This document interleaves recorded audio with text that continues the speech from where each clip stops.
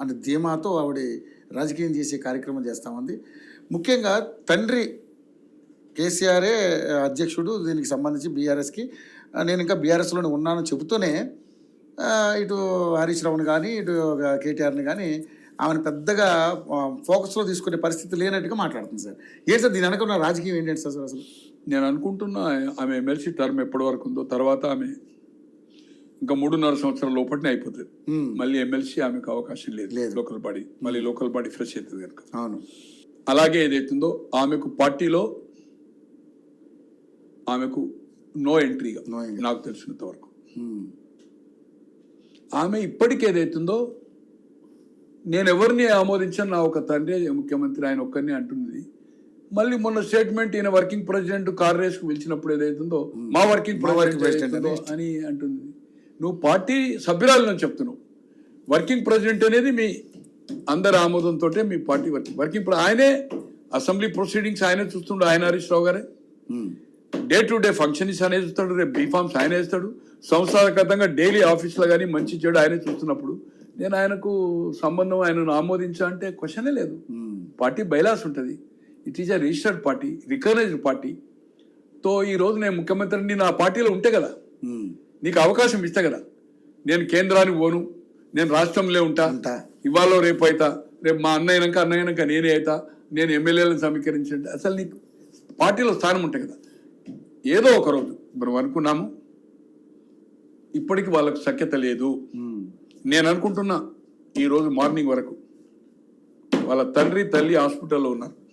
ఉన్నారు, హెల్త్ బాగాలేదు. బట్ కవిత పోలే, కవిత కానీ అనిల్ పోలే. ఆమె ఫామ్ హౌస్కు కమిషన్ ముందు, కాళేశ్వరం కమిషన్ ఏదైతే ఉంది కదా, గోష్ కమిషన్ అయితే దాని ముందు రాబోయే ముందు గుంపులో పోయింది అక్కడికి కలవడానికి. ఓకే. ఆమె బయటికి వెళ్ళి వచ్చినాక లెటర్లు కనుకపోలే. అక్కడ ఏం జరిగిందనేది ఇంకా మళ్ళీ చెప్పదు. But there is no entry. నాకు తెలుసున్న సమాచారము తల్లితోటి కూడా ఏదైతుందో సఖ్యత లేదు, మాటలు కూడా తల్లి తండ్రితో లేదు, అన్నతో లేదు, హరీష్ రావుతో లేదు. పార్టీ సభ్యులు ఎవ్వరు ఆమె కార్యక్రమాలకు సహకరించడం లేదు. ఆమె ఈరోజు జాగృతి తెలంగాణ ప్రాంతం కాదు, భారతీయ జాగృతి అని చెప్పిన జైలుకి వెళ్ళి వచ్చిన కన్నది నా అంతు చూస్తానది. ఇప్పుడు ఇతర దేశాల్లో ప్రపంచంలో అపాయింట్ చేస్తున్నది ఆమె. నేను నిన్న చూశాను పేపర్లో. ఏంటిదండి అది?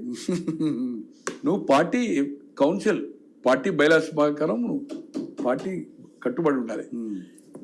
అతిగా పోతే ఆమెను పార్టీ నుంచి సస్పెండ్ కాదు, షోకాజ్ కాదు, డైరెక్ట్ ఎక్స్పెల్ చేస్తారు ఆమెను ఎమ్మెల్సీగా. రాసుకోండి, మీరు రాసుకోండి. అటువంటి అవకాశం ఉంది ఖచ్చితంగా. ఒక్క ఊరలో నా లీక్ ఎవరు చేసిండ్రో చెప్పాలి. నా కుట్ర చేసి ఓడించిండ్రు నన్ను లోక్సభ సభ్యురాలుగా.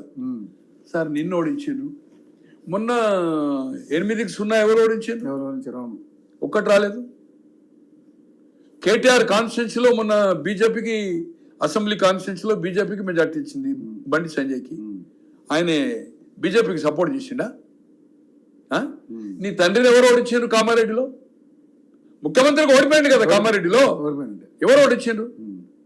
తో అసెంబ్లీకి పార్లమెంటుకు సంబంధం లేదు.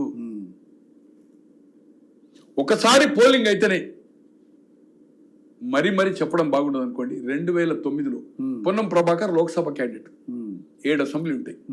కరీంనగర్ లో లక్ష్మీ నరసింహరావు అని మొన్న బీఆర్ఎస్ కి చేశాడు కదా. ఆయన తండ్రి ఓడిపోయారు ఎంపీ, ఆయన 2 సార్లు ఎమ్మెల్సీ ఓడిపోయాడు, ఎమ్మెల్యే ఓడిపోయాడు. మొన్న బీఆర్ఎస్ పోయి అక్కడ ఓడిపోయాడు అనుకోండి.